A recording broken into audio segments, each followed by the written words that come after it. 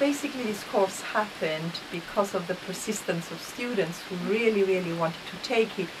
And what that tells me is that a lot of the students at the university require hands-on experience. They're taking too many theoretical courses, and this was going to be a course that would allow them to implement a lot of the ideas and the theories that we discussed in the earlier two courses on building sustainable communities and eco-villages through hands-on, through being on the land, through learning about the creation of meaningful design that follows nature's ways, the creation of ponds, solar panels, grey water systems, etc., composting, mulching, all of these topics they would have had the ability to do. And so here we are over a period of 3 weekends taking the permaculture course.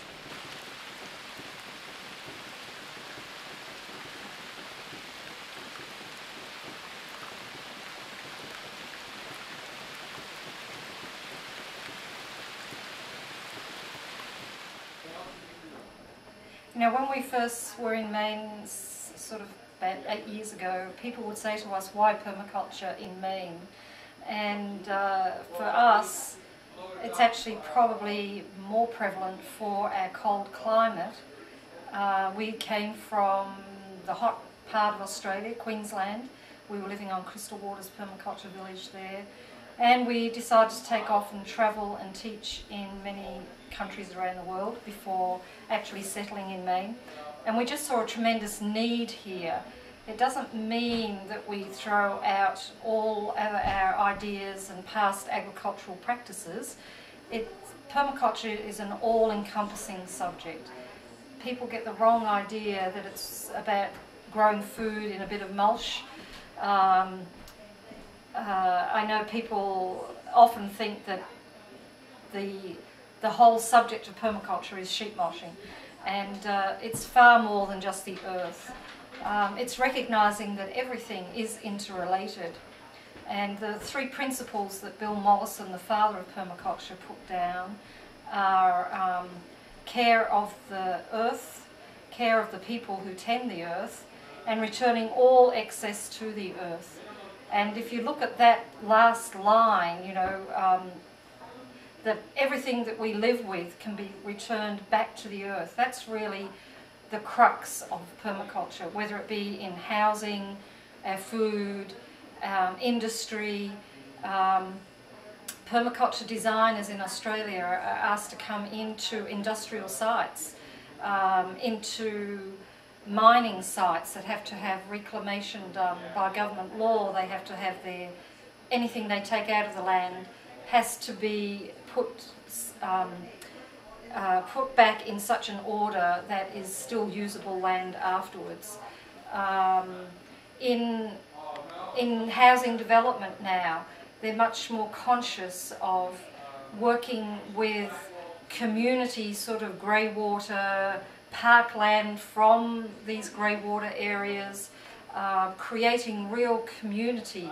It's spreading now very much into the community issue, and permaculture gives people the empowerment to tackle a specific subject. Charles and I tend to have specialised in teaching and overall designing, but on the whole most people take one aspect or another and go with that aspect because it's such a huge all-encompassing subject, whether it be energy efficiency of a house, dealing with solar energy. You know, the industries are opening up more and more and more. Just in this 8 years that we've been here, there's been a phenomenal change in the direction of how people are looking at green building, at growing for sustainability.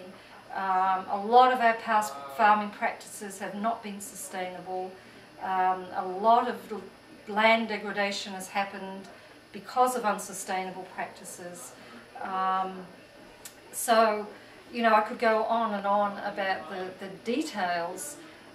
If I was to pinpoint what it means for me as a teacher and designer of permaculture, is the empowerment that we can give, especially the next generation. These young students that we have here in our home this weekend are an example of that, that they're hungry for a way, a means that they can go out into the world and make a difference.